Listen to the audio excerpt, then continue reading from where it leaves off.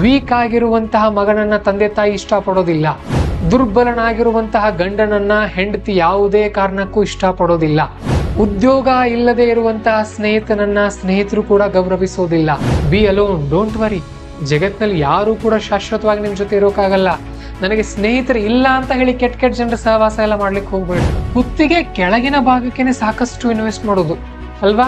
ಇತಿಹಾಸದಲ್ಲಿ ಉಳಿದಿರುವಂತಹ ದಾಖಲೆಗಳಂದ್ರೆ ಬರವಣಿಗೆಗಳು, ಭಾಷಣಗಳಲ್ಲ.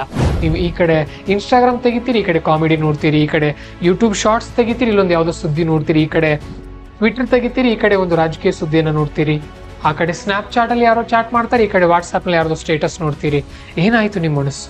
ಕೆಟ್ಟಿರುವಂತ ಆಹಾರವನ್ನ ಊಟ ಮಾಡ್ತೀರಾ? ಊಟ ಮಾಡುವಾಗ ಎಷ್ಟು ಆಲೋಚನೆ ಮಾಡಿ ಕ್ಲೀನ್ ಇರುವಂತ ಒಂದು ಪ್ಲೇಟ್ ನಲ್ಲಿ ಹೊಸದಾಗಿ ಫ್ರೆಶ್ ಆಗಿ ಮಾಡಿರುವಂತ ಬಿಸಿ ಬಿಸಿ ಆಹಾರವನ್ನ ಹಾಕೊಂಡು ತಿಂತೀರಿ ಅಲ್ವಾ? ಆದ್ರೆ ಮೈನಲ್ಲಿ ಮಾತ್ರ ಏನ್ ಬೇಕಾದ್ ಬಿಟ್ಕೊಳ್ತೀರಾ ಹಾಗೇನೆ.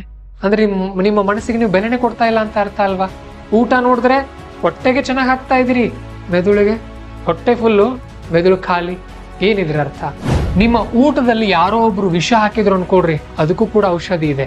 ನಿಮಗೆ ಒಂದು ನಾಯಿ ಕಡಿತು ಅನ್ಕೊಡ್ರಿ, ಅದಕ್ಕೂ ಕೂಡ ವಿಜ್ಞಾನಿಗಳ ಔಷಧಿಯನ್ನ ಕಂಡು ಹಿಡಿದಿದ್ದಾರೆ. ನಿಮಗೆ ಒಂದು ಹಾವು ಕಡಿದ್ರು ಕೂಡ ನಿಮ್ಮನ್ನ ಬದುಕಿಸ್ಕೊಳ್ಬಹುದು. ಆದ್ರೆ ಪ್ರತಿ ದಿನ ಪ್ರತಿ ಕ್ಷಣ ನೀವು ಟಾಕ್ಸಿಕ್ ವಿಚಾರಗಳನ್ನ, ಅನವಶ್ಯಕ ವಿಚಾರಗಳನ್ನ ನಿಮ್ಮ ಮನಸ್ಸಿಗೆ, ನಿಮ್ಮ ಮೆದುಳಿಗೆ ತುಂಬ್ತಾ ಹೋದ್ರೆ ನಿಮ್ಮನ್ನ ಯಾರು ಹುಷಾರ್ ಮಾಡೋಕ್ಕಾಗಲ್ಲ. ತಲೆಮಾರು, ನಿಮ್ಮ ಪೀಳಿಗೆ, ಅವರೆಲ್ಲರೂ ಕೂತ್ಕೊಂಡು ನೋಡಿದ್ರು, ಎಲ್ಲರೂ ಪ್ರತ್ಯೇಕವಾದಂತ ಮೊಬೈಲ್ ಇಟ್ಕೊಂಡು ನೋಡಿದ್ರು ಕೂಡ ಮುಗಿಯಲಾರದಷ್ಟು ಕಂಟೆಂಟ್ ಸೋಷಿಯಲ್ ಮೀಡಿಯಾದಲ್ಲಿ, ಯೂಟ್ಯೂಬ್ ನಲ್ಲಿ ಇದೆ. ಹಾಗಾಗಿ ಒಂದರಲ್ಲಿ ಮಾಸ್ಟರ್ ಆಗ್ರಿ ಸಾಕು, ಒಂದರಲ್ಲಿ. ಸಚಿನ್ ತೆಂಡೂಲ್ಕರ್ ಅಂದ ತಕ್ಷಣ ಏನ್ ಬರುತ್ತೆ? ಬ್ಯಾಟಿಂಗ್. ಮಹೇಂದ್ರ ಸಿಂಗ್ ಧೋನಿ ಅಂದ ತಕ್ಷಣ ಕ್ಯಾಪ್ಟನ್ಶಿಪ್. ಮೆಸ್ಸಿ ಅಂದ ತಕ್ಷಣ ಫುಟ್ಬಾಲ್. ರೊನಾಲ್ಡೋ ಅಂದ ತಕ್ಷಣ ಫುಟ್ಬಾಲ್. ಸಿನಿಮಾ ಅಂದ ತಕ್ಷಣ ಡಾಕ್ಟರ್ ರಾಜ್ಕುಮಾರ್. ಹಾಗೆ ನೀವ್ ಯಾವ್ದ್ರಲ್ಲಿದ್ದೀರಿ? What you R. ಇದು ನಿಮ್ ಕಣ್ಣಿಗೆ ಕಾಣ್ತಾ ಇರುವಂತಹ ಕಸ. ಆದ್ರೆ ನಿಮಗೆ ಗೊತ್ತಿಲ್ದಿರೋ ಹಾಗೆ ಅಂತಹ ಎಷ್ಟೋ ಕಸ ನಿಮ್ಮ ತಲೆಯನ್ನ ಸೇರ್ತಾ ಇದೆ, ನಿಮ್ಮ ಮನಸ್ಸನ್ನ ಸೇರ್ತಾ ಇದೆ, ನಿಮ್ಮ ಮೆದುಳನ್ನ ಸೇರ್ತಾ ಇದೆ. ಬಿಲ್ ಗೇಟ್ಸ್ ಜಗತ್ತಿನ ಶ್ರೀಮಂತ ವ್ಯಕ್ತಿ. ಇವರೇ ಇನ್ ಮುಂದೆ ಇವ್ರಿಗಿಂತ ಇನ್ಯಾರು ಶ್ರೀಮಂತರು ಬರ್ತಾರೆ ಅನ್ಕೊಂಡಿರುವಂತಹ ಸಂದರ್ಭದಲ್ಲಿ ಫೇಸ್ಬುಕ್ ನ ಮಾರ್ಕ್ ಜುಕರ್ಬರ್ಗ್ ಬಂದ್ರು. ಆಯ್ತು, ಫೇಸ್ಬುಕ್ ಬಂತು, ಇನ್ ಯಾರು ಇಲ್ಲ ಅಂದಾಗ ಅಮೆಜಾನ್ ನ ಜೆಫ್ ಬೆಜೋಸ್ ಬಂದ್ರು. ಆಯ್ತು, ಜೆಫ್ ಬೆಜೋಸ್ ಬಂದ್ರು, ಮುಗೀತು ಅಂದಾಗ ಮತ್ತೆ ಎಲಾನ್ ಮಸ್ಕ್ ಬಂದಿದ್ದಾರೆ. ಈಗ ಜಗತ್ತು ಸಂಪದ್ಭರಿತವಾಗಿದೆ, ಜಗತ್ತು ಕಾಯ್ಕೊಂಡು ಕೂತಿದೆ. ಯಾರು ದುಡಿತಾರೆ, ಯಾರು ಶ್ರಮ ಪಡ್ತಾರೆ, ಯಾರು ಜವಾಬ್ದಾರಿಯನ್ನು ತೆಗೆದುಕೊಳ್ಳೋಕೆ, ಯಾರು ಕಷ್ಟಪಡೋಕೆ ರೆಡಿ ಇದ್ದಾರೆ, ಅವ್ರಿಗೋಸ್ಕರ ಜಗತ್ತಂತೂ ಸಿದ್ಧವಾಗಿದೆ. ಒಂದು ಸಣ್ಣ ಕಥೆ ಹೇಳ್ತೀನಿ ಕೇಳಿ. ನೀವೊಂದು ಹಡಗಿನಲ್ಲಿ ಹೋಗ್ತಾ ಇದ್ದೀರಿ. ಸುಮಾರು ಒಂದು 10 ಜನ ಇದ್ದಾರೆ ಅನ್ಕೊಳ್ಳೋಣ. ಒಂದು 10 ಜನ ಸ್ನೇಹಿತರು ಈ ಹಡಗಿನಲ್ಲಿ ಹೋಗ್ತಾ ಇದ್ದೀರಿ. ಪ್ರತಿಯೊಬ್ಬರಿಗೂ ಅವರವರದೇ ಆದಂತಹ ಸೀಟ್ಗಳನ್ನ ಇಲ್ಲಿ ನಿಗದಿಪಡಿಸಿದ್ದಾರೆ. ಎಲ್ಲರೂ ನಿಮ್ ಸೀಟ್ ಮೇಲೆ ಕೂತಿದ್ದೀರಿ. ನಿಮ್ಮ ಸೀಟ್ ನ ಕೆಳಗಡೆ ಹಡಗಿನ ಬೇಸ್ಮೆಂಟ್ ಇದೆ. ಆ 10 ಜನರ ಒಳಗಡೆ ಇರುವಂತಹ ನಿಮ್ಮ ಒಬ್ಬ ಸ್ನೇಹಿತ ಏನ್ ಮಾಡ್ತಾನೆ, ಒಂದು ಡ್ರಿಲ್ ಮಷೀನ್ ಅನ್ನ ತಗೊಂಡು ಅಲ್ಲಿ ರಂಧ್ರವನ್ನ ಕೊರಿಯೋಕೆ ಆರಂಭ ಮಾಡ್ತಾನೆ. ಅವನೊಬ್ನೇ. ನಿಮ್ಮ 10 ಜನರಲ್ಲಿ ಆ ಒಬ್ಬ ಮಾತ್ರ ಆ ಕೆಲಸವನ್ನ ಮಾಡೋಕೆ ಆರಂಭ ಮಾಡ್ತಾನೆ. ನೀವ್ ಹೋಗಿ ಕೇಳ್ತೀರ ಅವನನ್ನ, ಎಲ್ರು ಸೇರ್ಕೊಂಡು, ಯಾಕೋ ಆ ತರ ಮಾಡ್ತಾ ಇದೀಯಾ? ಆಗ ಅವನೇನ್ ಹೇಳ್ತಾನೆ ಗೊತ್ತಾ? ಇಲ್ಲ, ಆ ಸೀಟು ನಂದು, ಅದ್ರ ಕೆಳಗಡೆ ಇರೋ ಜಾಗನು ನಂದು, ನನಗೇನ್ ಬೇಕು ನಾನು ಅದನ್ನ ಮಾಡ್ಕೊಳ್ತೀನಿ. ಈ ಹಡಗೆ ಎಲ್ರು ಸೇರಿಕೊಂಡು ನಾವು ದುಡ್ಡು ಕೊಟ್ಟು ತಗೊಂಡಿದೀವಿ. ಇಲ್ಲಿ ಗಮನ ಇಟ್ಕೊಂಡು ನೋಡಿ, ಈತ ಕೊರೆಯುವಂತಹ ರಂಧ್ರದಿಂದ ಅವನೊಬ್ನೇ ಮುಳುಗ್ತಾನ ಅಥವಾ ಇಡೀ ಈ ಹಡಗಿನಲ್ಲಿ ಇರೋರು ಎಲ್ರು ಕೂಡ ಮುಳುಗ್ತೀರಿ? ಎಲ್ರು ಮುಳುಗ್ತೀರಿ ಅಲ್ವಾ? ನಾನು ಏನ್ ಹೇಳಿಕ್ ಹೋಗ್ತಾ ಇದ್ದೀನಿ ಅಂತ ಅಂದ್ರೆ, ಸಹವಾಸ ದೋಷ ತುಂಬಾ ಮುಖ್ಯ. ಇದು ಮೊದಲೇ ಪಾಯಿಂಟ್. ನಾನ್ ನಿಮ್ಗೆ ಹೋಗಿ ಹೇಳಿಕ್ ಹೋಗ್ತಾ ಇರೋದು ಸಹವಾಸ ದೋಷ ಅಂದ್ರೆ ನೀವ್ ಯಾವ ವ್ಯಕ್ತಿಯ ಜೊತೆ ಇರ್ತೀರಿ, ಎಂಥವ್ರ ಜೊತೆ ನೀವು ತಿರುಗಾಡ್ತೀರಿ, ಯಾರ ಮಾತನ್ನ ಕೇಳ್ತಿದ್ದೀರಿ, ಯಾವ ಸಂಘಟನೆನ ಫಾಲೋ ಮಾಡ್ತಾ ಇದ್ದೀರಿ, ಯಾರ ವಿಡಿಯೋಗಳನ್ನ ನೋಡ್ತಾ ಇದ್ದೀರಿ, ನಿಮ್ಮ ಸ್ನೇಹಿತರು ಎಂತವ್ರು ಇದ್ದಾರೆ, ಯಾವ ಸಿದ್ಧಾಂತಗಳನ್ನ ನೀವು ಅನುಕರಿಸ್ತಾ ಇದ್ದೀರಿ, ಅದೆಲ್ಲವೂ ಕೂಡ ಇಲ್ಲಿ ಬರುತ್ತೆ. ಹಾಗೇನೆ ಇನ್ನೊಂದು, ನಿಮ್ಮ ತಲೆಯಲ್ಲಿ ನೀವು ಏನನ್ನ ತುಂಬಿಕೊಳ್ತಾ ಇದ್ದೀರಿ. ನಿಮ್ಮ ಮನಸ್ಸು ತುಂಬಾ ಪವರ್ಫುಲ್, ಅಲ್ಲಿ ಕಸ ತುಂಬ್ಲಿಕ್ಕೆ ಹೋಗ್ಬೇಡಿ. ಒಂದ್ ಚಿತ್ರ ತೋರಿಸ್ತೀನಿ ನಾನೀಗ ನೋಡಿ. ಒಬ್ಬ ಹುಡುಗ ತುಂಬಾ ಒಳ್ಳೆಯವನು, ತುಂಬಾ ಹಾರ್ಡ್ ವರ್ಕರ್ ಕೂಡ ಹೌದು.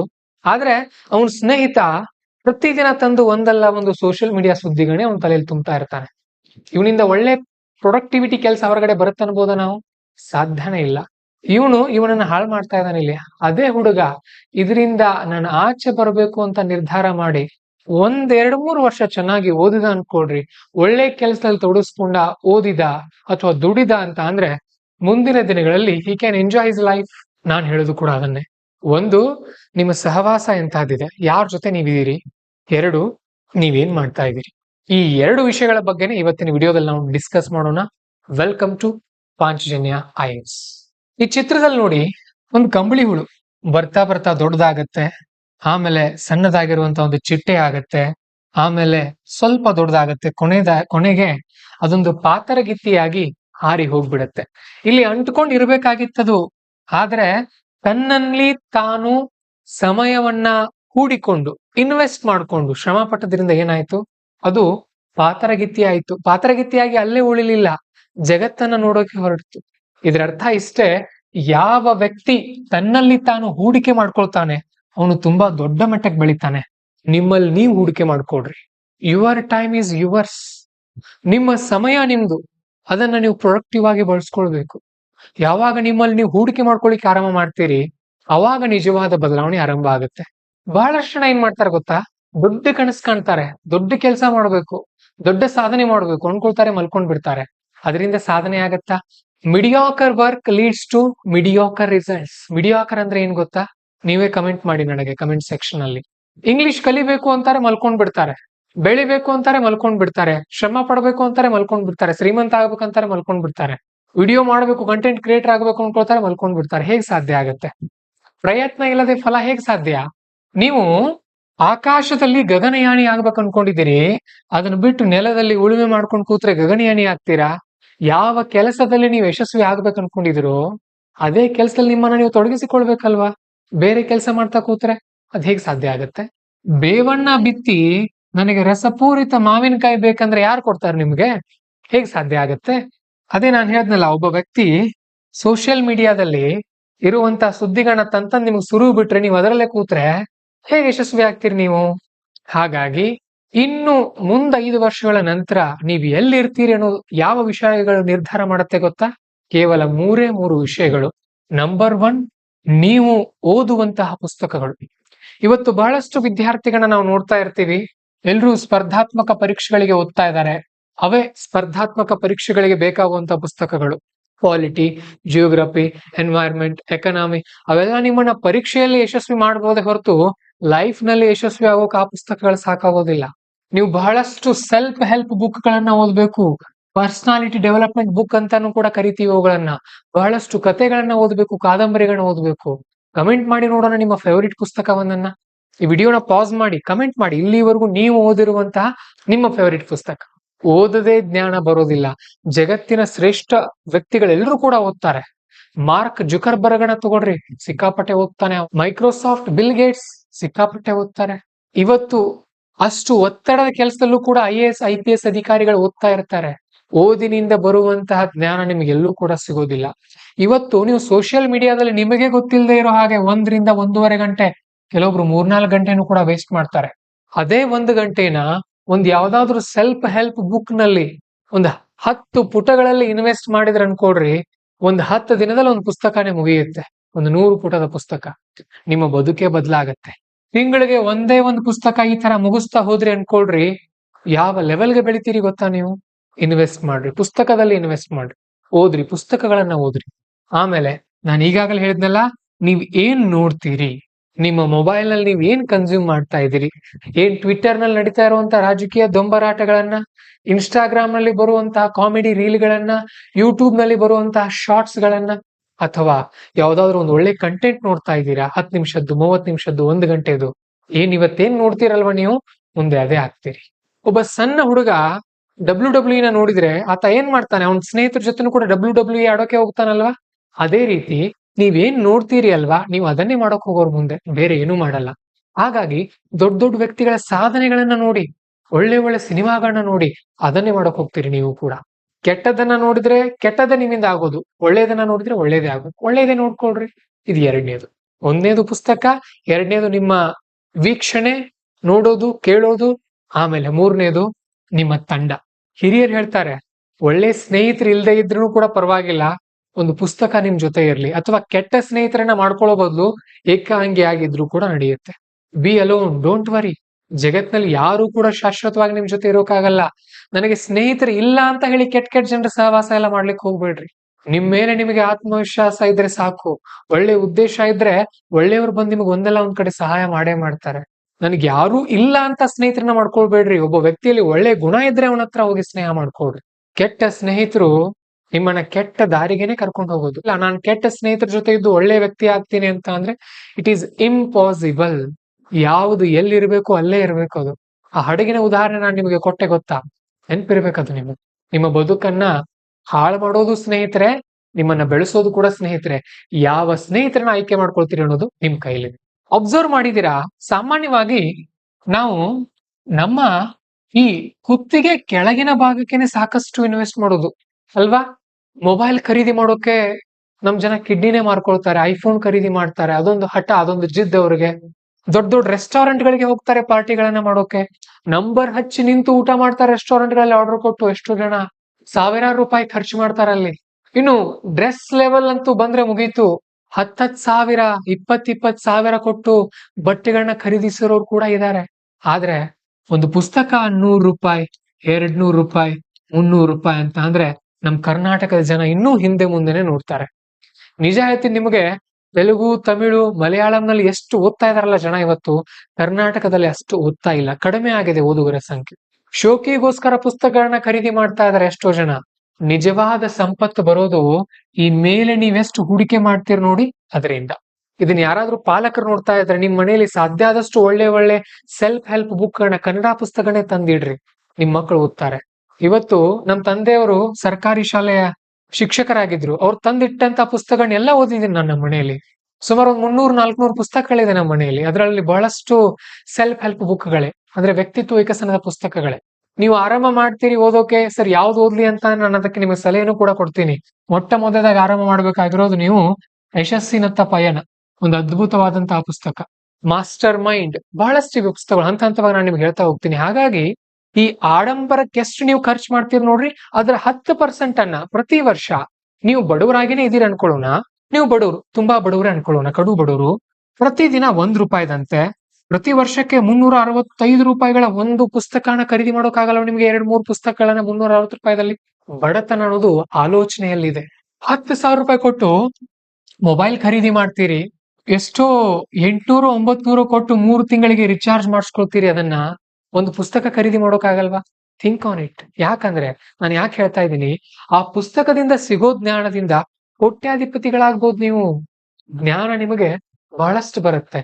ಇರೋದೆಲ್ಲ ಇಲ್ಲೇ, ಇರೋ ಶಕ್ತಿ ಎಲ್ಲ ಈ ಮೈಂಡ್ ನಲ್ಲೇ ಇದೆ. ಇದನ್ನ ಹೇಗೆ ನೀವು ಬೆಳೆಸ್ತೀರಿ, ಇದಕ್ಕೆ ಹೇಗೆ ನೀವು ಫೀಡ್ ಮಾಡ್ತೀರಿ, ಅದನ್ನ ಹೇಗೆ ಅದಕ್ಕೊಂದು ಆಹಾರ ಕೊಡ್ತೀರಿ ನೋಡ್ರಿ, ಹಾಗೆ ಬೆಳಿತಾ ಹೋಗುತ್ತದು ಮೈಂಡ್. ನೀವು ಕೆಲವೊಂದು ಕೋಟ್ಗಳನ್ನ ಓದ್ತಾ ಇರ್ಬೋದು ಮೊಬೈಲ್ ನಲ್ಲಿ, ಕೆಲವೊಂದು ಶಾರ್ಟ್ಸ್ ಅನ್ನ ನೋಡ್ತಾ ಇರ್ಬೋದು, ವಿಡಿಯೋಗಳನ್ನ ನೋಡ್ತಾ ಇರ್ಬೋದು. ಹೌದು, ಅದೆಲ್ಲ ಜ್ಞಾನ ಕೊಡುತ್ತೆ ನಿಮಗೆ.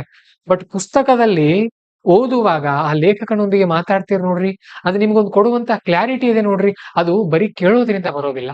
ಕೇಳೋದ್ರಿಂದ ಮಾತಾಡೋದು ಬರುತ್ತೆ, ಆದ್ರೆ ಓದೋದ್ರಿಂದ ಬರೆಯೋದು ಬರುತ್ತೆ. ಬರೆಯೋ ವ್ಯಕ್ತಿಗೆ ಸ್ವಂತ ಆಲೋಚನೆಗಳು ಜಾಸ್ತಿ. ಇತಿಹಾಸದಲ್ಲಿ ಉಳಿದಿರುವಂತಹ ದಾಖಲೆಗಳಂದ್ರೆ ಬರವಣಿಗೆಗಳು, ಭಾಷಣಗಳಲ್ಲ. ಹೌದಲ್ವಾ? ಒಪ್ತೀರಲ್ವಾ ಈ ಮಾತನ್ನ? ಹಾಗಾಗಿ invest in your mind, invest in your mind set. They are very very very important. ತಲೆಗೆ ಕಸ ತುಂಬ್ಲಿಕ್ಕೆ ಹೋಗ್ಬೇಡ್ರಿ, ತಲೆಗೆ ಒಳ್ಳೆಯದನ್ನ ತುಂಬ್ರಿ. ಕೆಟ್ಟ ಜನರ ನಿಮ್ಮ ಸುತ್ತಮುತ್ತ ಇಟ್ಕೊಳ್ಳಿಕ್ ಹೋಗ್ಬೇಡ್ರಿ, ಅಥವಾ ನೀವೇ ಅವರಿಂದ ದೂರ ಬನ್ರಿ. ಒಳ್ಳೆಯದನ್ನೇ ತುಂಬ್ತಾ ತುಂಬ್ತಾ ತುಂಬ್ತಾ ಹೋಗ್ರಿ, ಬೆಳಿತಾ ಹೋಗ್ತೀರಿ, ಬೆಳಿತಾ ಹೋಗ್ತೀರಿ, ತುಂಬಾ ದೊಡ್ಡ ಲೆವೆಲ್ಗೆ ಬೆಳಿತೀರಿ. ಓದಿರುವಂತಹ ವ್ಯಕ್ತಿ ಜೀವನದಲ್ಲಿ ಸೋತಿರೋಕೆ ಸಾಧ್ಯನೇ ಇಲ್ಲ. ಅವನು ಸೋತಿದಾನಂತ ಅಂದ್ರೆ ಅವನಲ್ಲಿ ಧೈರ್ಯ ಇರ್ಲಿಲ್ಲ ಅಂತ ಅರ್ಥ. ಓದುವಂತ ವ್ಯಕ್ತಿಗೆ ಮೊದಲು ಬೇಕಾಗೋದು ಧೈರ್ಯ, ಗಟ್ಸ್ ಇರ್ಬೇಕು ಅವನಲ್ಲಿ. ಈ ಗಟ್ಸ್ ಯಾರಲ್ಲಿ ಇರಲ್ಲ ನೋಡ್ರಿ, ಅವ್ರು ಬೆಳೆಯೋದಿಲ್ಲ. ಗಟ್ಸ್ ನಿಮ್ಮಲ್ಲಿ ಬಂದಿಲ್ಲ ಅಂತ ಅಂದ್ರೆ ನೀವು ಚೆನ್ನಾಗಿ ಓದಿಲ್ಲ ಅಂತ ಅರ್ಥ. ಮತ್ತೆ ನಿಮ್ಮ ಮೈಂಡ್ ನಲ್ಲಿ ನೀವು ಮೊಬೈಲ್ ಅನ್ನ ನೋಡುವಾಗ, ರೀಲ್ಸ್ ಗಳನ್ನ ನೋಡುವಾಗ, ಶಾರ್ಟ್ಸ್ ಅನ್ನ ನೋಡುವಾಗ ಅನವಶ್ಯಕವಾದ ಸುದ್ದಿಗಳೇ ಬರ್ತಾ ಇರತ್ತಲ್ಲಿ. ಅದನ್ನ ತುಂಬ್ತಾ ತುಂಬ್ತಾ ತುಂಬ್ತಾ ಹೋದಾಗೆ ನಿಮ್ಮ ಮನಸ್ಸು ಒಂಥರ ಕಸದ ಡಬ್ಬಿ ಆಗತ್ತೆ. ಹೌದಲ್ವಾ? ಅದೊಂಥರ ಡಸ್ಟ್ಬಿನ್ ಆಗಲ್ವಾ ನಿಮ್ಮ ಮೈಂಡು?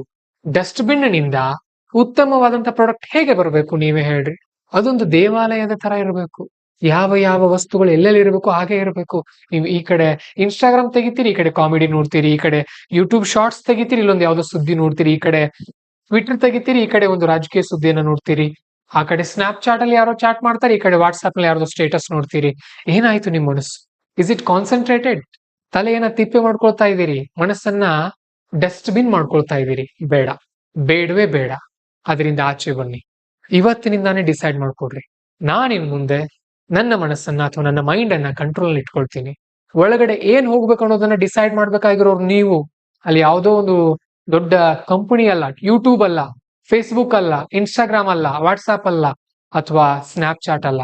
ನಿಮ್ಮ ಮೈಂಡ್, ನಿಮ್ಮ ಶರೀರ, ನಿಮ್ಮ ಮೆದುಳೊಳಗಡೆ ಏನು ಹೋಗಬೇಕು ಹೋಗಬಾರ್ದು ಅನ್ನೋ ಡಿಸಿಷನ್ ಮಾಡ್ಕೊಳ್ಬೇಕಾಗಿರೋರು ನೀವು. You should take the responsibility of what you are consuming. ನೀವು ಒಳಗಡೆ ಏನ್ ತೆಗೆದುಕೊಳ್ತಾ ಇದೀರಿ ನೋಡ್ರಿ, ಅದನ್ನ ನೀವು ಥಿಂಕ್ ಮಾಡಿ ತಗೊಳ್ಬೇಕು. ಕೆಟ್ಟಿರುವಂತ ಆಹಾರವನ್ನ ಊಟ ಮಾಡ್ತೀರಾ, ಊಟ ಮಾಡುವಾಗ ಎಷ್ಟು ಆಲೋಚನೆ ಮಾಡಿ ಕ್ಲೀನ್ ಇರುವಂತ ಒಂದು ಪ್ಲೇಟ್ ನಲ್ಲಿ ಹೊಸದಾಗಿ ಫ್ರೆಶ್ ಆಗಿ ಮಾಡಿರುವಂತ ಬಿಸಿ ಬಿಸಿ ಆಹಾರವನ್ನ ಹಾಕೊಂಡು ತಿಂತೀರಿ ಅಲ್ವಾ? ಆದ್ರೆ ಮೈಂಡಲ್ಲಿ ಮಾತ್ರ ಏನ್ ಬೇಕಾದ್ ಬಿಟ್ಕೊಳ್ತೀರಾ ಹಾಗೇನೆ. ಅಂದ್ರೆ ನಿಮ್ಮ ಮನಸ್ಸಿಗೆ ನೀವು ಬೆಲೆನೆ ಕೊಡ್ತಾ ಇಲ್ಲ ಅಂತ ಅರ್ಥ ಅಲ್ವಾ? ಊಟ ನೋಡಿದ್ರೆ ಹೊಟ್ಟೆಗೆ ಚೆನ್ನಾಗಿ ಹಾಕ್ತಾ ಇದೀರಿ, ಮೆದುಳಿಗೆ ಹೊಟ್ಟೆ ಫುಲ್ಲು, ಮೆದುಳು ಖಾಲಿ. ಏನಿದ್ರ ಅರ್ಥ? ನೀವು ಖಾಲಿ ಖಾಲಿ ಆಗ್ಬಿಡ್ತೀರಿ. ಮುಂದೆ ಬದಲಾವಣೆ ಈಗ್ಲಿಂದಾನೇ ಆರಂಭ ಆಗ್ಬೇಕು, ಮುಂದೆ ಆಗಲ್ಲ ಇದು. ಈ ವಿಡಿಯೋ ನೋಡ್ತಾ ಇದೀರಿ ನೋಡ್ರಿ, ಈಗಲಿಂದಾನೇ ಆಗ್ಬೇಕು. ಬರ್ಕೊಡ್ರಿ, ಮೊಬೈಲ್ ನಲ್ಲೇ ನೋಟ್ ಪ್ಯಾಡ್ ಅನ್ನುವಂಥದ್ದು ಆಪ್ ಗಳು ಸಿಗುತ್ತೆ. ನಾನ್ ಏನೇನ್ ಮಾಡ್ಬೇಕು ಇನ್ ಮುಂದೆ ಬರ್ಕೊಡ್ರಿ, ಅವುಗಳನ್ನ ಪ್ಲಾನ್ ಮಾಡ್ಕೊಡ್ರಿ. ರಾತ್ರಿ 9 ಗಂಟೆಗೆ ಮೊಬೈಲ್ ಮುಚ್ಚಿದ್ರೆ ಬೆಳಗಿನ 9 ಗಂಟೆವರೆಗೂ ಅದನ್ನ ಯಾವುದೇ ಕಾರಣಕ್ಕೆ ತೆಗಿಲಿಕ್ಕೆ ಹೋಗ್ಬೇಡ್ರಿ. ನೀವೊಬ್ಬ ಸ್ಟೂಡೆಂಟ್ ಆಗಿದ್ರೆ ಅಥವಾ ನೀವೊಬ್ಬ ನಿರುದ್ಯೋಗಿಯಾಗಿ ತುಂಬಾ ಬೆಳಿಬೇಕು ಅನ್ಕೊಂಡಿದ್ರಿ, ರಾತ್ರಿ 9ರಿಂದ ಬೆಳಗಿನ 9 ನಿಮ್ಮ ಸಮಯ. ರಾತ್ರಿ 9ರಿಂದ 12 ಗಂಟೆ ನೀವು ಪ್ಲಾನ್ ಮಾಡ್ಕೊಳ್ಬಹುದು, ಓದ್ಬಹುದು. ಅಥವಾ ರಾತ್ರಿ 10 ಗಂಟೆಗೆ ಮಲ್ಕೊಂಡು ಬೆಳಗ್ಗೆ 5 ಗಂಟೆಗೆ ನೀವು ಓದ್ಬಹುದು. ಥಿಂಕ್ ಮಾಡ್ರಿ, ಆ ಟೈಮ್ ಅನ್ನು ನಿಮಗೆ ಕೊಡ್ರಿ. ಪ್ರತಿದಿನ 4 ಗಂಟೆ ಸಿಸ್ಟಮೆಟಿಕ್ ಆಗಿ ಹಾರ್ಡ್ ವರ್ಕ್ ಒಬ್ಬ ವ್ಯಕ್ತಿ ಮಾಡಿದ್ರೆ 1 ವರ್ಷದಲ್ಲಿ ಅವ್ನು ತುಂಬಾ ದೊಡ್ಡ ಮಟ್ಟದ ಸಾಧನೆ ಮಾಡ್ತಾನೆ. 8 10 ಗಂಟೆ 12 ಗಂಟೆ ಬೇಕಾಗಿಲ್ಲ, 4 ವರ್ಷ ಡೀಪ್ ವರ್ಕ್ ಮಾಡಿದ್ರೆ ಸಾಕು. 4 ಗಂಟೆ, 4 ವರ್ಷ ಅಲ್ಲ, 4 ಗಂಟೆ ಡೀಪ್ ವರ್ಕ್ ಮಾಡಿದ್ರೆ ಯು ವಿಲ್ ಬಿಕಮ್ ಅನ್ಸ್ಟಾಪೇಬಲ್. ಈಗಲಿಂದಾನೇ ಆಗ್ಬೇಕು, ನಾಳೆ ಅಂದ್ರೆ ಆಗಲ್ಲ. ಯಾಕಂತ ಅಂದ್ರೆ ಮೋಟಿವೇಶನ್ ಈಸ್ ಪೆರಿಷಬಲ್. ಮೋಟಿವೇಶನ್ ಅನ್ನೋದೇನಿದೆಯಲ್ಲ, ಅದು ಪೆರಿಷೇಬಲ್, ಕೊಳ್ತು ಹೋಗ್ಬಿಡುತ್ತೆ. ಈ ವಿಡಿಯೋ ನೋಡಿ 10-15 ನಿಮಿಷ ಅಷ್ಟೇ, 10-15 ನಿಮಿಷನೂ ಇಲ್ಲ, 2-3 ನಿಮಿಷ ಅಷ್ಟೇ ಬಿಟ್ಬಿಡ್ತೀರಿ. ಆಮೇಲೆ ಇದನ್ನ ಮರ್ತ್ ಬಿಡ್ತೀರಿ. ಮತ್ತೆ ಈಗಲೇ ಡಿಸಿಷನ್ ತಗೊಳ್ರಿ, ಇದನ್ನ ಸ್ಟಾಪ್ ಮಾಡ್ರಿ, ವಿಡಿಯೋನ ಇನ್ಸ್ಟಾಲ್ ಮಾಡ್ಕೊಡ್ರಿ ಆಪ್ ನ, ಆಮೇಲೆ ಮತ್ತೆ ಬನ್ರಿ ನೋಡೋಕೆ. ಅಥವಾ ಒಂದು ಬುಕ್ ತಗೊಳ್ರಿ. ನಾನು ಈಗಾಗಲೇ ಬಹಳ ಸಾರಿ ಹೇಳ್ತಿರ್ತೀನಿ, ನಿಮ್ಗೆ ಒಂದು ಡೈರಿ ಇರ್ಲಿ. ನಿಮ್ದು ಏನ್ ಆಗ್ಬೇಕು, ನಿಮಗೆ ಎಂತ ಹುಡುಗಿ ಬೇಕು, ನಿಮ್ಗೆ ಎಂತ ಜೀವನ ಬೇಕು, ನಿಮ್ ಮನೆ ಎಷ್ಟು ದೊಡ್ಡದಾಗಿರ್ಬೇಕು, ನಿಮ್ಗೆ ಕಾರ್ ಯಾವ್ದು ಬೇಕು, ನೀವು ಯಾವ ಹುದ್ದೆಗೆ ಇರ್ಬೇಕು, ಜನ ನಿಮ್ಮನ್ನ ಹೇಗ್ ಗೌರವಿಸ್ಬೇಕು, ನಿಮ್ಮ ಬ್ಯಾಂಕ್ ಬ್ಯಾಲೆನ್ಸ್ ಎಷ್ಟಿರ್ಬೇಕು, ಎಲ್ಲ ಬರ್ದಿಟ್ಕೊಡ್ರಿ ಅದ್ರೊಳಗಡೆ. ನಿಮಗೆ ಅರ್ಥವಾಗುವಂತ ಭಾಷೆಯಲ್ಲಿ, ನಿಮಗೆ ಬೇಕಾಗುವಂತ ಕೋಡ್ ವರ್ಡ್ ಗಳಲ್ಲಿ ಬರ್ದಿಡ್ರಿ ಅವುಗಳನ್ನ. ಅವೆಲ್ಲ ಮ್ಯಾನಿಫೆಸ್ಟ್ ಆಗತ್ತೆ. ನೀವು ಅವುಗಳನ್ನ ಎಷ್ಟು ಸಾಧಿಸ್ತೀರಿ. ಬರೀ ಬಾಯಿ ಮಾತಿನಿಂದ ಅಲ್ಲ, ಫೀಲ್ ಮಾಡ್ಕೊಡ್ರಿ ಅದನ್ನ. Yes I can, I will. ಇವೆಲ್ಲ ಗುಟ್ಟುಗಳು. ಜಗತ್ನಲ್ಲಿ ಬಹಳಷ್ಟು ಸಾಧನೆ ಮಾಡಿರುವಂತ ವ್ಯಕ್ತಿಗಳು ಈ ಗುಟ್ಟುಗಳನ್ನ ಪುಸ್ತಕಗಳಲ್ಲಿ ಬರ್ದಿಟ್ಟಿದ್ದಾರೆ. ನಾವು ಓದಬೇಕು, ಕಣ್ತರದ್ ನೋಡ್ಬೇಕು, ಫೀಲ್ ಮಾಡ್ಕೊಳ್ಬೇಕು ಅವುಗಳನ್ನ. ವಿವೇಕಾನಂದ್ರ ಹೇಳೋದು ಏನ್ ಹೇಳ್ರಿ? ಆತ್ಮವಿಶ್ವಾಸ. ಅದೊಂದೇ. ಅದನ್ನ ಬಿಟ್ಟು ವಿವೇಕಾನಂದ್ರ ಮತ್ತೇನು ಹೇಳಿಲ್ಲ. ಯಾರಾದ್ರೂ ಕೇಳಿದ್ರೆ ಹೇಳ್ರಿ ವಿವೇಕಾನಂದ್ರ ಬಹಳ ಹೇಳಿದ್ರು ಅಂದ್ರೆ ಅವ್ರು ಹೇಳಿರೋದು ಒಂದೇ: ಆತ್ಮವಿಶ್ವಾಸ, ಆತ್ಮಶ್ರದ್ಧೆ. ಶ್ರದ್ಧೆ ಇರೋನಿಗೆ ವಿದ್ಯೆ ಬಂದೇ ಬರುತ್ತೆ, ವಿದ್ಯೆ ಇರೋನಲ್ಲಿ ಆತ್ಮವಿಶ್ವಾಸ ಇದ್ದೇ ಇರುತ್ತೆ. ಯಾರಿಗೆ ಆತ್ಮವಿಶ್ವಾಸ ಇರುತ್ತೆ ಅದೇ ಗಟ್ಸು. ಇನ್ನೇನ್ ಬೇಕಾದ್ರೆ ಮುಂದೆ. ಯಾಕೆ ನಾನು ಇಷ್ಟು ಹೇಳ್ತಾ ಇದ್ದೀನಿ ನಿಮ್ಗಂತ ಅಂದ್ರೆ, ನಿಮ್ಮ ಊಟದಲ್ಲಿ ಯಾರೋ ಒಬ್ರು ವಿಷ ಹಾಕಿದ್ರು ಅನ್ಕೊಡ್ರಿ, ಅದಕ್ಕೂ ಕೂಡ ಔಷಧಿ ಇದೆ. ನಿಮಗೆ ಒಂದು ನಾಯಿ ಕಡಿತು ಅನ್ಕೊಡ್ರಿ, ಅದಕ್ಕೂ ಕೂಡ ವಿಜ್ಞಾನಿಗಳ ಔಷಧಿಯನ್ನ ಕಂಡು ಹಿಡಿದಿದ್ದಾರೆ. ನಿಮಗೆ ಒಂದು ಹಾವು ಕಡಿದ್ರು ಕೂಡ ನಿಮ್ಮನ್ನ ಬದುಕಿಸ್ಕೊಳ್ಬಹುದು. ಆದ್ರೆ ಪ್ರತಿ ದಿನ ಪ್ರತಿ ಕ್ಷಣ ನೀವು ಟಾಕ್ಸಿಕ್ ವಿಚಾರಗಳನ್ನ, ಅನವಶ್ಯಕ ವಿಚಾರಗಳನ್ನ ನಿಮ್ಮ ಮನಸ್ಸಿಗೆ, ನಿಮ್ಮ ಮೆದುಳಿಗೆ ತುಂಬ್ತಾ ಹೋದ್ರೆ ನಿಮ್ಮನ್ನ ಯಾರು ಹುಷಾರ್ ಮಾಡೋಕ್ಕಾಗಲ್ಲ. ಅದೆಷ್ಟೇ ದೊಡ್ಡ ವೈದ್ಯರ ಬಳಿ ಹೋದ್ರು ಕೂಡ, ನೀವು ಅವ್ರು ಟ್ಯಾಬ್ಲೆಟ್ ಕೊಟ್ರು ಕೂಡ ನಿಮ್ಮನ್ನ ಸುಧಾರಿಸೋಕ್ಕಾಗಲ್ಲ. ನಿಮ್ಮನ್ನ ನೀವೇ ಸುಧಾರಿಸ್ಕೊಳ್ಬೇಕು. ನಿಲ್ಸ್ಬೇಕಂತ ಆ ಸುದ್ದಿಗಳನ್ನ ಕನ್ಸ್ಯೂಮ್ ಮಾಡೋದನ್ನ. ನಿಮ್ಮ ಬದುಕು. ಯಾಕೆ ಕೆಲವೊಬ್ರು ಮಾತ್ರ ಬೆಳೀತಾ ಇದಾರೆ, ಯಾಕೆ ಕೆಲವೊಬ್ರು ಮಾತ್ರ ಶ್ರೀಮಂತರಾಗ್ತಾ ಇದಾರೆ, ಯಾಕೆ ಕೆಲವೊಬ್ರು ಮಾತ್ರ ದೊಡ್ಡ ವ್ಯಕ್ತಿಗಳಾಗ್ತಾ ಇದಾರೆ, ಯಾಕೆ ಕೆಲವೊಬ್ರು ಮಾತ್ರ ಶ್ರೇಷ್ಠರಾಗ್ತಾ ಇದಾರೆ, ಯಾಕೆ ಕೆಲವರು ಮಾತ್ರ ಜಗತ್ ಪ್ರಸಿದ್ಧರಾಗ್ತಾ ಇದಾರೆ? ಯಾಕಂದ್ರೆ ಅವರು ತಮ್ಮ ಬದುಕಿನ ಸಮಯವನ್ನ, ತಮ್ಮ ಬದುಕಿನ ವಿಷಯಗಳನ್ನ ಕಂಟ್ರೋಲ್ ತಗೊಂಡಿದ್ದಾರೆ. They have taken charge of their life. ಅವರವರ ಬದುಕನ್ನ ಅವರು ನಿರ್ಧರಿಸ್ತಾ ಇದ್ದಾರೆ. ಹಾಗೆ ನೀವು ನಿರ್ಧಾರ ಮಾಡ್ಕೊಡ್ರಿ, ಇನ್ ಮುಂದೆ ಏನ್ ಮಾಡ್ಬೇಕು ಮಾಡಬಾರ್ದು ಅನ್ನೋದನ್ನ ನಿಮ್ಮ ಮೊಬೈಲ್ ನಿರ್ಧಾರ ಮಾಡಬಾರ್ದು, ನೀವು ನಿರ್ಧಾರ ಮಾಡಬೇಕು. ಮತ್ತೆ ಕೆಲವೊಂದು ಗಳು ಬರುತ್ತೆ, ಆಪ್ ಲಾಕ್ ಮಾಡೋದು, ಮೊಬೈಲ್ ಲಾಕ್ ಮಾಡೋದು 1 ಗಂಟೆ. ಅದ್ರಲ್ಲಿ ಒಂದು ತುಂಬಾ ಫೇಮಸ್, ನಾನು ಹೇಳ್ತಾ ಇರ್ತೀನಿ, ಯುವರ್ ಅವರ್ ಅನ್ನುವಂತ ಒಂದು ಆಪ್ ಬರುತ್ತೆ. ಆ ಆಪ್ ಅನ್ನ ಇನ್ಸ್ಟಾಲ್ ಮಾಡ್ಕೊಡ್ರಿ, ಲಾಕ್ ಮಾಡಿ ಇಡ್ರಿ ಫೋನ್ 1 ಗಂಟೆ ಆಗಾಗ ವರ್ಕ್ ಮಾಡ್ರಿ ಆ ಟೈಮಲ್ಲಿ. ಯಾಕಂದ್ರೆ ಈ ವಯಸ್ಸು ಮತ್ತೆ ಬರಲ್ಲ ನಿಮಗೆ, ಈಗಲೇ ಇದೆ ಸಮಯ. ಒಂದ್ 3-4 ವರ್ಷ ಚೆನ್ನಾಗಿ ಹಾರ್ಡ್ ವರ್ಕ್ ಮಾಡಿದ್ರೆ ಅನ್ಕೊಡ್ರಿ, ಆಮೇಲೆ ನೆಮ್ಮದಿಯಿಂದ ಇರ್ಬೋದು ಜೀವನದಲ್ಲಿ. ಈಗ ಮೈ ಮರೆತ್ರಿ ಅನ್ಕೊಡ್ರಿ, ಆಮೇಲೆ ನಿಮ್ಮನ್ನ ಯಾರು ಇಷ್ಟ ಪಡೋದಿಲ್ಲ. ವೀಕ್ ಆಗಿರುವಂತಹ ಮಗನನ್ನ ತಂದೆ ತಾಯಿ ಇಷ್ಟ ಪಡೋದಿಲ್ಲ. ದುರ್ಬಲನಾಗಿರುವಂತಹ ಗಂಡನನ್ನ ಹೆಂಡತಿ ಯಾವುದೇ ಕಾರಣಕ್ಕೂ ಇಷ್ಟ ಪಡೋದಿಲ್ಲ. ಉದ್ಯೋಗ ಇಲ್ಲದೆ ಇರುವಂತಹ ಸ್ನೇಹಿತನನ್ನ ಸ್ನೇಹಿತರು ಕೂಡ ಗೌರವಿಸೋದಿಲ್ಲ. ನಿಮ್ಮ ಅಣ್ಣ ತಮ್ಮನು ಕೂಡ ನಿಮ್ಮನ್ನ ಗೌರವಿಸೋದಿಲ್ಲ. ನೀವು ಶಕ್ತಿವಂತರ ಆಗ್ಲೇಬೇಕು. ನನ್ ಕನಸು ಅಷ್ಟೇ, ಕರ್ನಾಟಕದವರು ಪವರ್ಫುಲ್ ಆಗ್ಲೇಬೇಕು. ಸಾಮರ್ಥ್ಯ ಇದೆ, ಎಲ್ಲ ಇದೆ. ಬಟ್ ಮರಿತಾ ಇದೀವಿ. ಅವಿವೇಕತನ, ಒಂದನ್ನ ಅಳಿಸ್ಬಿಟ್ಟು ವಿವೇಕವನ್ನ ತೆಗೆದುಕೊಂಡು ಬಿಟ್ರೆ ತುಂಬಾ ದೊಡ್ಡ ಮಟ್ಟಕ್ಕೆ ಬೆಳಿತೀವಿ. This is what you have to do. ತಲೆಗೆ ತಿಪ್ಪೆಯನ್ನ ತುಂಬೋದು ಬಿಟ್ಟು ಬಿಡ್ರಿ. ಅದೊಂದು ಉದ್ಯಾನವನ ಆಗ್ಲಿ, ಅದೊಂದು ಪ್ರಾಣಿ ಸಂಗ್ರಹಾಲಯ ಆಗ್ಲಿಕ್ಕೆ ಬಿಡ್ಬೇಡ್ರಿ. ಶಿವರಾಮ್ ಕಾರಂತರ ಅವ್ರು ಹೇಳಿರೋ ಮಾತದು. ಮನಸ್ಸನ್ನ ಉದ್ಯಾನವನವನ್ನಾಗಿಸ್ಕೊಳ್ರಿ, ಪ್ರಾಣಿ ಸಂಗ್ರಹಾಲಯ ಅಲ್ಲ. ಬಿಟ್ಟು ಬಿಡ್ರಿ ಮೊಬೈಲ್ ಅನ್ನ ಒಂದ್ 4 ಗಂಟೆ ಪ್ರತಿದಿನ. Keep it away. Work hard, do work. ಹಾಗಾಗಿ ಯಾವುದೇ ಕಾರಣಕ್ಕೂ ಬೇರೆಯವರಿಗೆ ನಿಮ್ಮ ಮೈಂಡ್ ಅಲ್ಲಿ ಕಸ ತುಂಬ್ಲಿಕ್ ಬಿಡ್ಬೇಡ್ರಿ. ಆಮೇಲೆ ಏನಾಗುತ್ತೆ ಗೊತ್ತಾ, ಒಂದೊಂದ್ಸಾರಿ ನಿಮ್ಮ ಸ್ನೇಹಿತರು ಇರ್ತಾರೆ, ಎಲ್ರು ಒಳ್ಳೆಯವ್ರು ಅನ್ಕೊಂಡಿರ್ತೀರಿ, ನಿಮಗೇ ಗೊತ್ತಿಲ್ದೇನೆ ಅನವಶ್ಯಕವಾದಂತ ವಿಚಾರಗಳನ್ನ ನಿಮ್ ತಲೆಯಲ್ಲಿ ತುಂಬ್ತಾ ಬರ್ತಾರೆ. ಅವರು ನಿಮ್ಮನ್ನ ಕೊನೆಗೆ ಹಾಳು ಮಾಡ್ಬಿಡ್ತಾರೆ. ಅಷ್ಟೊತ್ತಿಗೆ ಕಾಲ ಮಿಂಚಿರುತ್ತೆ. ಅದಕ್ಕೊಂದು ಎಕ್ಸಾಂಪಲ್ ಹೇಳ್ತೀನಿ ನಾನು. ಒಂದು ಕಪ್ಪೆನ ಕುದಿತಾ ಇರುವಂತ ನೀರ್ಗೆ ಹಾಕ್ರಿ, ಸಡನ್ ಆಗಿ ಜಿಗಿದು ಬಿಡುತ್ತೆ ಆ ಕಪ್ಪೆ ಅಲ್ವಾ? ಯಾಕಂದ್ರೆ ಸುಟ್ಟಿತ್ತದು ಗೊತ್ತಾಗುತ್ತೆ. ಅದೇ ತಂಪಾಗಿರುವಂತ ನೀರಲ್ಲಿ ಹಾಕಿ ಆ ಕಪ್ಪೆನ ಅದ್ರೊಳಗಡೆ ಇಡ್ರಿ, ನಿಧಾನವಾಗಿ ಅದ್ರ ಕೆಳಗಡೆ ಬೆಂಕಿ ಹಚ್ಚಿ ಅದನ್ನ ಉರಿಯೋಕ್ ಬಿಡ್ರಿ. ಕಪ್ಪೆಗೆ ನೀರ್ ನಿಧಾನವಾಗಿ ಬಿಸಿ ಆಗ್ತಾ ಬರುತ್ತೆ. ಕೊನೆ ಕಪ್ಪೆ ಗೊತ್ತೇನೆ ಆಗಲ್ಲ, ಸತ್ತು ಹೋಗ್ಬಿಡುತ್ತೆ ಅದ್ರೊಳಗಡೆನೆ. ಹಾಗೆ ನಿಮ್ಮ ಸ್ನೇಹಿತರ ಜೊತೆ ನೀವಿದ್ದಾಗ ಆರಂಭದಲ್ಲಿ ನಿಮಗೇನು ಗೊತ್ತಾಗಲ್ಲ. ಈಗಲೇ ಥಿಂಕ್ ಮಾಡ್ರಿ, ಯಾರ ಜೊತೆ ಇದೀರಿ ನೀವು, ಏನ್ ಮಾಡ್ತಾ ಇದೀರಿ, ಯಾವ ಯೂಟ್ಯೂಬ್ ಚಾನೆಲ್ ಗಳನ್ನ ಫಾಲೋ ಮಾಡ್ತಾ ಇದೀರಿ. ನೀವೊಬ್ರೇ ಅಲ್ಲ, ಇಡೀ ನಿಮ್ಮ ಹಿಂದೆ ಆಗಿ ಹೋಗಿರುವಂತಹ ಕುಟುಂಬ, ಮುಂದೆ ಆಗಲಿರುವಂತಹ ಕುಟುಂಬ, ನಿಮ್ಮ ತಲೆಮಾರು, ನಿಮ್ಮ ಪೀಳಿಗೆ, ಅವರೆಲ್ಲರೂ ಕೂತ್ಕೊಂಡು ನೋಡಿದ್ರು, ಎಲ್ರು ಪ್ರತ್ಯೇಕವಾದಂತ ಮೊಬೈಲ್ ಇಟ್ಕೊಂಡು ನೋಡಿದ್ರು ಕೂಡ ಮುಗಿಯಲಾರದಷ್ಟು ಕಂಟೆಂಟ್ ಸೋಷಿಯಲ್ ಮೀಡಿಯಾದಲ್ಲಿ, ಯೂಟ್ಯೂಬ್ ನಲ್ಲಿ ಇದೆ. ಹಾಗಾಗಿ ಒಂದರಲ್ಲಿ ಮಾಸ್ಟರ್ ಆಗ್ರಿ ಸಾಕು, ಒಂದರಲ್ಲಿ. ಸಚಿನ್ ತೆಂಡೂಲ್ಕರ್ ಅಂದ ತಕ್ಷಣ ಏನ್ ಬರುತ್ತೆ? ಬ್ಯಾಟಿಂಗ್. ಮಹೇಂದ್ರ ಸಿಂಗ್ ಧೋನಿ ಅಂದ ತಕ್ಷಣ ಕ್ಯಾಪ್ಟನ್ಶಿಪ್. ಮೆಸ್ಸಿ ಅಂದ ತಕ್ಷಣ ಫುಟ್ಬಾಲ್. ರೊನಾಲ್ಡೋ ಅಂದ ತಕ್ಷಣ ಫುಟ್ಬಾಲ್. ಸಿನಿಮಾ ಅಂದ ತಕ್ಷಣ ಡಾಕ್ಟರ್ ರಾಜ್ಕುಮಾರ್. ಹಾಗೆ ನೀವ್ ಯಾವ್ದ್ರಲ್ಲಿ ಇದೀರಿ? What you are. ನೀವೇನು? ನಿಮ್ಮದೇ ಆದಂತ ಒಂದು ಬ್ರ್ಯಾಂಡ್ ಬೇಡವಾ? ಕ್ರಿಯೇಟ್ ಮಾಡ್ಕೊಡ್ರಿ. ಇವತ್ತಿನಿಂದ, ಈ ಕ್ಷಣದಿಂದಾನೇ ಸ್ಟಾರ್ಟ್ ಆಗ್ಬೇಕು ಅದು. You should be a leader. ನೀವು ನಮ್ಮ ಚಾನಲ್ ನ ಫಾಲೋ ಮಾಡ್ತಾ ಇದೀರಿ ಅಂತ ಅಂದ್ರೆ, ಇನ್ನು ಫಾಲೋ ಮಾಡ್ತಾ ಇಲ್ಲ ಅಂದ್ರೆ ಮಾಡ್ರಿ, ಸಬ್ಸ್ಕ್ರೈಬ್ ಆಗ್ರಿ ಈಗ್ಲೇ. ನೀವು ಲೀಡರ್ ಆಗ್ಲೇಬೇಕು. ಲೀಡರ್ ಆಗ್ತಾ ಇಲ್ಲ ಅಂತ ಅಂದ್ರೆ ವೇಸ್ಟ್. ನೀವು ಇನ್ನೊಬ್ರು ಅಡಿಯಾಳಾಗ್ತೀರಾ. You should be leader. You should be a captain. ನೀವು ಮುಂದಾಳತ್ವವನ್ನು ತೆಗೆದುಕೊಳ್ಬೇಕು. ಕ್ಯಾಪ್ಟನ್ ಅಂತ ಅಂದ್ರೆ 4 ಜನರ ಮೇಲೆ ಅದನ್ ಮಾಡು ಇದನ್ ಮಾಡು ಅಂತ ಹೇಳೋದಲ್ಲ. ನೀವೇ ಮೊದಲು ಮುನ್ನುಗ್ಗಿ ಕೆಲಸ ಮಾಡೋದು. ನೀವೇ ಮೊದಲು ಧಾವಿಸಿ ದೊಡ್ಡ ಜವಾಬ್ದಾರಿಗಳನ್ನ ಹೆಗಲ ಮೇಲೆ ಹೊತ್ಕೊಳ್ಳೋದು.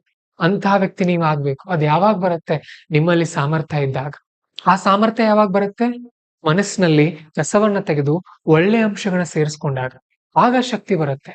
ಮನಸ್ಸು ತುಂಬಾ ಶಕ್ತಿಶಾಲಿ. ನೀವು ಹೊಟ್ಟೆಗೆ ಏನ್ ಆಹಾರ ಕೊಡ್ತೀರಿ, ನಿಮ್ ಶರೀರ ಆ ರೀತಿ ಹೇಗೆ ಸಿದ್ಧ ಆಗುತ್ತೋ, ನಿಮ್ಮ ಮನಸ್ಸಿನಲ್ಲಿ ಬಿತ್ತುವಂತ ಬೀಜದಿಂದಾನೇ ನಿಮ್ಮ ಆಲೋಚನೆಗಳು ನಿರ್ಧಾರ ಆಗತ್ತೆ. ನಿಮ್ಮ ಆಲೋಚನೆಗಳಿಂದಾನೇ ನಿಮ್ಮ ವ್ಯಕ್ತಿತ್ವ ರೂಪುಗೊಳ್ಳುತ್ತೆ. ನಿಮ್ಮ ವ್ಯಕ್ತಿತ್ವದಿಂದಾನೇ ಈ ಸಮಾಜದಲ್ಲಿ ನೀವು ಗುರುತಿಸಲ್ಪಡ್ತೀರಿ. ಹಾಗಾಗಿ ಆಲೋಚನೆ ಮಾಡ್ರಿ. ಇನ್ನೂ ಒಂದ್ ಸಣ್ಣ ಎಕ್ಸಾಂಪಲ್ ಕೊಡ್ತೀನಿ ನಾನು ನಿಮಗೆ. ನಿಮ್ಮ ಒಬ್ಬ ಸ್ನೇಹಿತ ಇದ್ದಾನೆ ಅನ್ಕೊಡ್ರಿ, ತುಂಬಾ ಆಪ್ತ ಸ್ನೇಹಿತ. ನೀವೊಂದು ಹೊಸದಾಗಿ ಮನೆ ಕಟ್ಟಿದಿರಿ. ನಿಮ್ ಸ್ನೇಹಿತ ಒಂದಿನ ಬಂದು ಒಂದ್ ಚೀಲದಲ್ಲಿ ಕಸ ತಂದಿದ್ದಾನೆ. ಬಂದು ಒಳಗಡೆ ಹಾಲ್ ನಲ್ಲಿ ಎಲ್ಲ ಚೆಲ್ಲದ ಹೋದ. ಮತ್ತೊಂದಿನ ಬಂದ, ಡೋರ್ ಕ್ಲೋಸ್ ಆಗಿತ್ತು, ಡೋರ್ ಬಾರ್ಸದ, ಮತ್ತೆ ಬಂದ, ಕಸ ಚೆಲ್ಲದ ಹೋದ. 3ನೇ ದಿನಾನು ಬಂದ, ಹಾಗೆ ಮಾಡ್ದ ಹೋದ. ಕೋಪ ಬರುತ್ತಲ್ವಾ ನಿಮ್ಗೆ? ಏನ್ ಮಾಡ್ತೀರ ಅವಾಗ? ನೆಕ್ಸ್ಟ್ ಸಾರಿ ಆತ ಬಂದಾಗ ಡೋರ್ ತೆಗಿಯೋದಿಲ್ಲ. ಅಥವಾ ಕೆಲವೊಬ್ರು ಏನ್ ಮಾಡ್ತೀರಿ, ಅವನನ್ನೇ ಹೊಡೆದ್ ಬಿಡ್ತೀರಿ. ಇದು ನಿಮ್ ಕಣ್ಣಿಗೆ ಕಾಣ್ತಾ ಇರುವಂತಹ ಕಸ. ಆದ್ರೆ ನಿಮಗೇ ಗೊತ್ತಿಲ್ದಿರೋ ಹಾಗೆ ಅಂತಹ ಎಷ್ಟೋ ಕಸ ನಿಮ್ಮ ತಲೆಯನ್ನ ಸೇರ್ತಾ ಇದೆ, ನಿಮ್ಮ ಮನಸ್ಸನ್ನ ಸೇರ್ತಾ ಇದೆ, ನಿಮ್ಮ ಮೆದುಳನ್ನ ಸೇರ್ತಾ ಇದೆ. ಆಲೋಚನೆ ಮಾಡಿ. ಅದಕ್ಕೆ ಅವಕಾಶ ಕೊಡ್ಬೇಡ್ರಿ.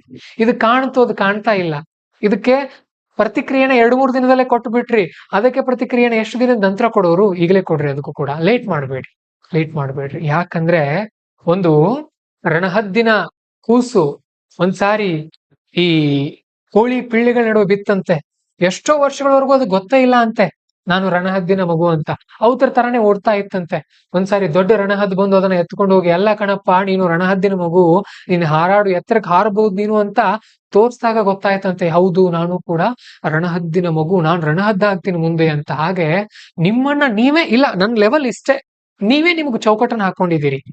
ಜಗತ್ತು ತುಂಬಾ ದೊಡ್ಡದಿದೆ. ಒಂದು ಎಕ್ಸಾಂಪಲ್ ಕೊಡ್ಲಾ ನಿಮಗೆ?